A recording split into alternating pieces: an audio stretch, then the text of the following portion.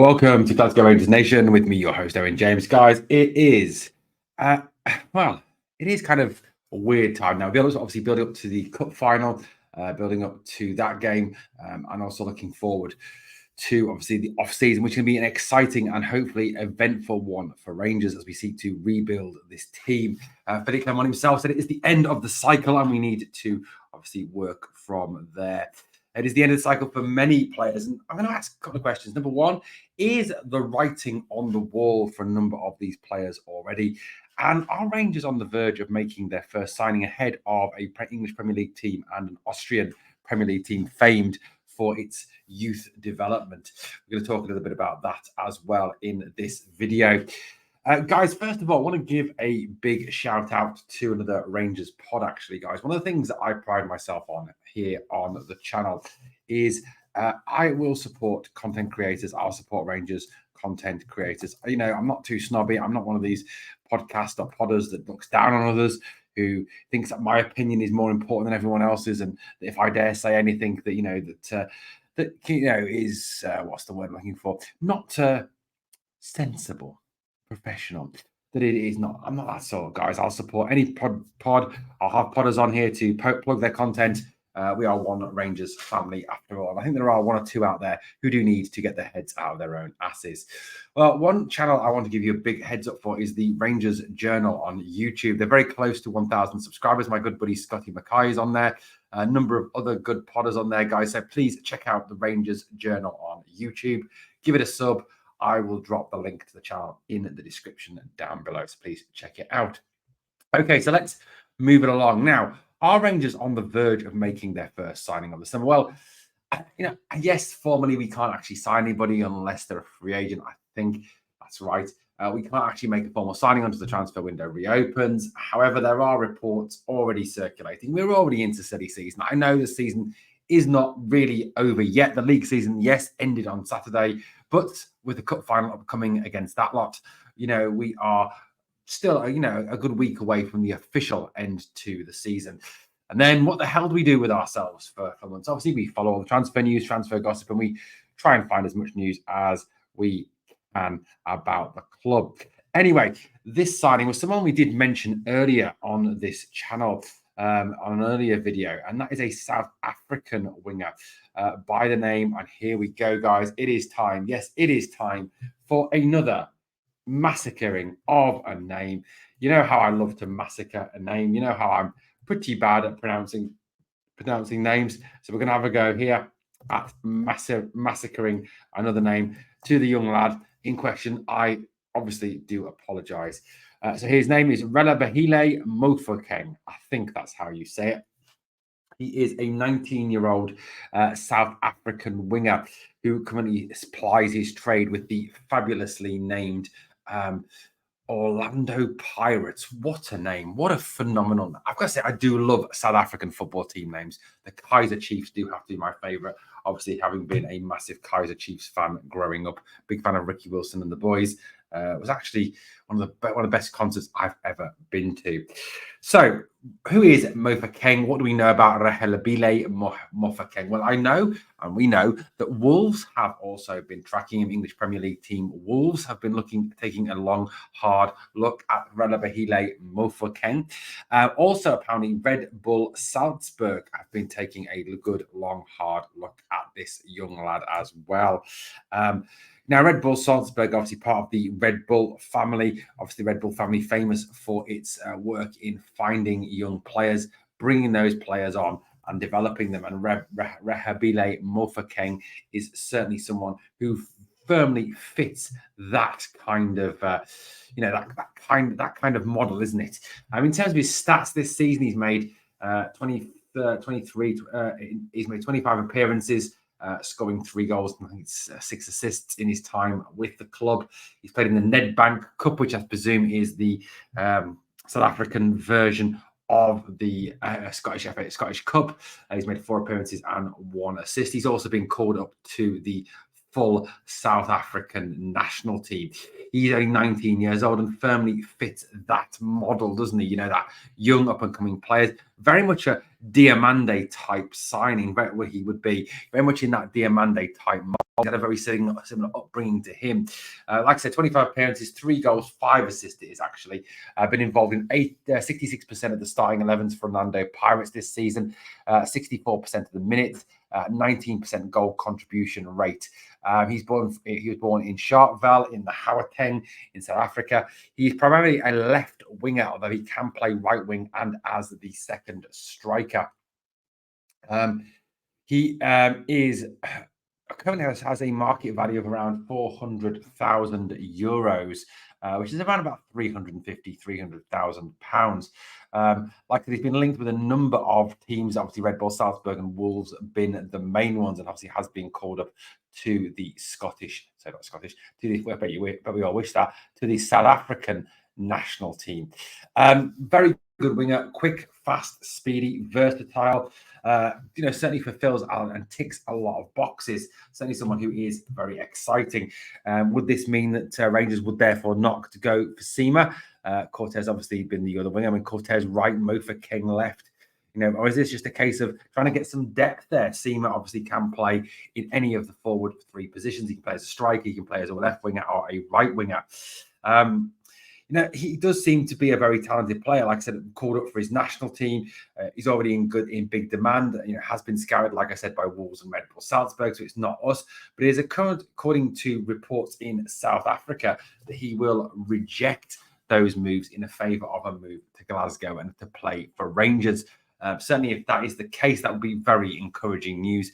A good early start off to our signings. And the club have already spoken, haven't they, about their need to kind of get players in early, to bring players in before, before pre-season really kicked in and starts, so that the boys can be involved fully with pre-season. So I think this man, Rehebahile Mofokeng, I'm probably not sure, that's probably not how you pronounce it, but hey, I had my best go at that. Let me know what you think in the comments down below. Certainly looks an exciting player.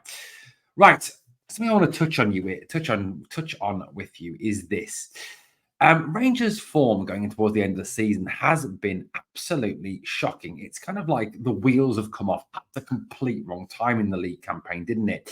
We had that period until around March time where we were unstoppable, fantastic, amazing, brilliant, superb. And I think we all thought at that point the league was ours. However, it all went a bit wrong. It all went, what's that saying? It all went a bit tits up. I think that's the saying we use. If you look at the form table over the last 10 games of the season, Rangers would only sit 6th in the league. Now, I know that the last 10 games are slightly skewed by the split. The teams that play slightly easier teams, the teams that play the top 5, top 6, it is very obviously skewed by that. But the point remains that they got into form, they kicked into form at completely the right time, and we fell apart at completely the wrong time. I mean, obviously they sit top of the form table for the last 10 games, played 10, won 8, drawn 1, lost 1, 27 goals for, 10 against, a plus 17 goal difference, 25 points. Aberdeen, who sit second, obviously, like I said, they are slightly skewed by the fact that they did play those post-split games against the teams at the bottom of the SPL, as did Motherwell. They sit second, 10 games, 6-2-2, 15-5, plus 10. It's a pretty decent goal defensive record.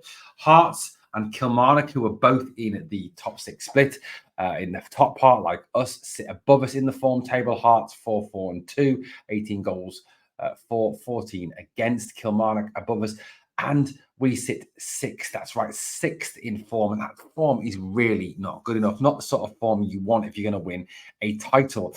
4-3-3, so 4 wins, 3 draws, 3 defeats. That's more defeats than both Hearts and Kilmarnock, and only 1 more defeat than Hibernian, who sacked their manager. So, it's not great. Our defensive record was poor, 18 goals conceded. Actually puts us as joint top with Dundee with a number of goals conceded. 24 goals for.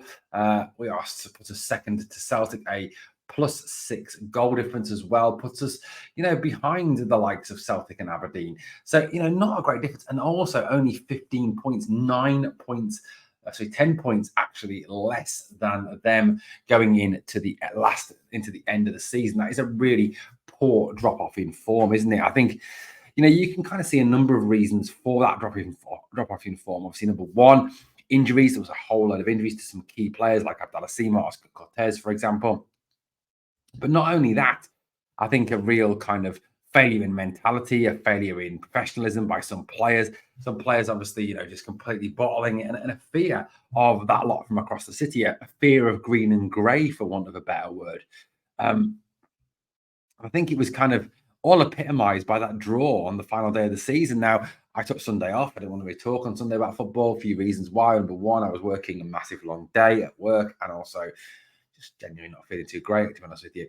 But look, you look at that Hearts game, and you kind of saw in a little microcosm why our last 10 games were so poor, why we failed to win this league, why, if the board had truly backed their manager in January and signed a striker, we probably could have gone on to turn that form table around and be up near the top of the league, competing with them and probably winning the league. We'll talk obviously about that and the missed chances of Cyril Dessers and the fact that Cyril Dessers is really genuinely not the future of this team. He is not the lead number 9. And I know there's a lot of Cyril Dessers apologists out there. I'm going to upset a few of them. And there's a few of them that think he's bloody fantastic. I genuinely struggle to understand how they do that, how they think he's any good. You look at the chances. We'll get on to him anyway. We'll start off a bit on this man here, our captain, James Tavernier. Now, look, I'm going to be open and honest about this man. Yes, he's had some good. He's had some good seasons. Yes, he did well during 55. Yes, in the past he has been very loyal to the club and done well for the club. Yes, his numbers are good. Yes, his numbers this season in terms of goals scored and assists are good. So let's deal with those. So that's great, but he can't defend for shit. He is one of the worst defenders in the Scottish Premier League. I've got some stats in a minute to show you how bad he is. His mentality is poor. He is meant to be the captain of this club, and I think to some degree, those who see him as a acceptable captain for this club are kind of, I don't know, don't see the past, don't see the standards expected by this team. You look back at some of our great captains, just from very recent history, Richard Gough, Terry Butcher, Barry Ferguson. That's not going back to John Gregg and some of those people who had the highest possible standards, who won trophies, who led the teams on the field to win trophies. Tav doesn't really lead by, getting into players, by, kind of knocking players' heads together, by really controlling the game on the field. Some would argue he leads by example, but yes, he is decent going forward. Although I'd argue that this season, some of his delivery from set pieces has been piss poor. Some of his delivery from crosses has been absolutely shocking, and his corners have been just genuinely awful. The other thing I think we've got to kind of figure on Tav is that he's 32 years old. Next year he'll be 33. He isn't going to get any faster. He isn't going to get any better. Not at this age. Players go downhill in their 30s, and he is no different. I'm fed up having this argument with people about his numbers. You look at his numbers, yes, they're decent, but a lot of those goals he scores are penalties and free kicks. So we're saying that we couldn't find a striker capable of taking penalties. We couldn't find another player capable of taking free kicks. I mean, I think Dio could crack one. I think Cantwell could. Seema could. Penalties, I think even Dessers could score from penalties. Seema, Cantwell. There's a number of players there that could take penalties.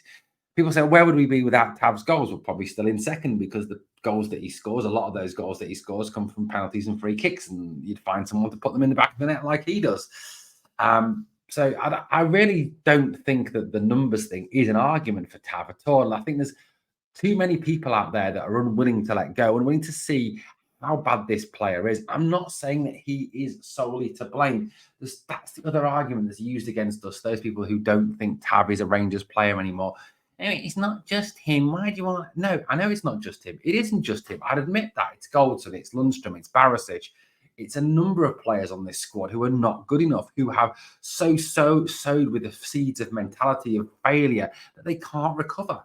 And Tav is a failure. I mean, the guy has, in his time with the club, has won 1 League Cup, 1 Scottish Cup, and 1 league title. That is nowhere near good enough for a club like Rangers. It is not acceptable. It is purely unacceptable. And if you accept that, you are accepting mediocrity. I'll be honest with you, Tav would struggle to get in a top half championship team down in England.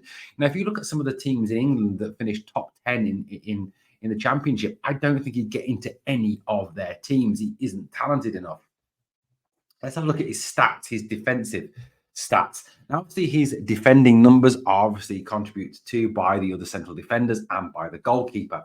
So goals conceded 0.82 per game, which is in the high 84th percentile, which, like again I said, is partly down to the fact that we obviously have Jack Butland, obviously the midfield player role, and that's I think there is a role to be seen from that.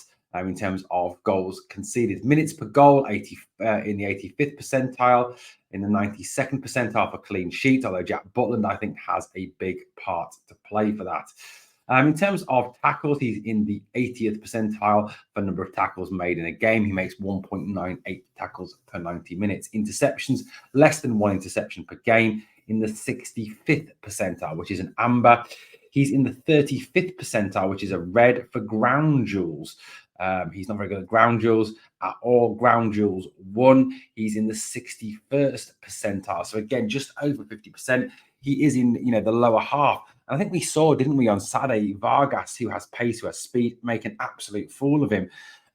Teams are starting to target our right side a whole lot more. And I think we'll see on Saturday, if Tav starts, which he probably will, unfortunately, and dies and Maida if he starts, I think the Celtic will target Tav over and over and over again because they know that isn't easy in for them. In terms of aerial duels won, he's in the 59th percentile. He's in the 41st percentile for dribbled pass. So he's below 50%. He's in the red zone in terms of being dribbled past. Players go past him way too easily. Clearances in the 70th percentile. Shots blocked in the 53rd percentile and in the 99th percentile for penalties given away. But if you look at some of those key stats, like ground duels, which is about tackling, like being dribbled past, which is a thing that that happens to fullbacks if they're not very good. Wingers will go past them. He is not looking very good at all. Those stats and those percentages show him to be not great, and I think that's what we've got to look at. We need a right back who can defend. Now, one myth that I want to expel straight away is Tav in midfield. Tav cannot play in midfield. He is not fast enough. His delivery is inconsistent. And if you had a choice between playing Oscar Cortez at right wing or Tav, who would you choose? Oscar Cortez. If you had a choice between playing Abdallah Sima at right wing, or Tav, who would you choose? Abdallah Sima. If you had a choice between Ross McCausland and Tav, who would you choose? Ross McCausland. Why? They're younger, they're fitter, they're faster, they're stronger, their delivery is better. So for me, it's a no-brainer. And these arguments, we could play him in field. No, we can't. He's too slow. And his attitude is not good. He needs to go, and he needs to go now in this summer. And I genuinely hope that that Philippe Clement is not considering keeping Tav around next season. Well, let's move it along to talk about Cyril Dessers. I think we saw in a microcosm again the real Cyril Dessers on Saturday for golden edge chances, and he misses them all. He's a third choice striker. He's not a guy who can lead this line. And I'm sorry, if you think he is good enough to be Rangers starting number 9 next season, then you're accepting a season of finishing second to Celtic again. So many big misses this season, so many costly misses away at Ross County, away at Hearts, away at Parkhead, at Aberdeen, just so many bad misses, dreadful misses, not even, half decent.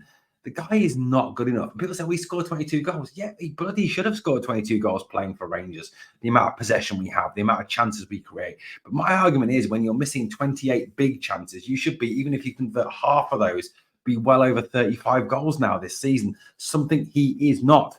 He is not good enough to play for Rangers. He is not good enough to start for Rangers. Danilo is better than him, but still not good enough, I don't think. I think, Danilo is not really an out-and-out 9. We need an out-and-out 9. We need an out-and-out goal scorer this summer. And it's something we do need to address. Well, you know what? it is all obviously about the rebuild. We will start to build up obviously across the rest of this week to the cup final on Saturday as Rangers take on Celtic in the first Old Firm Cup final since 2003. Well, thank you for watching Glasgow Rangers Nation, guys. As always, please smash that sub and help the channel to keep on growing. And on the way out, there's two things I always ask of you. Number one, smash that like. It defeats the evil algorithm that lurks in caves. And the final one, as always, guys, please remember, we are the people.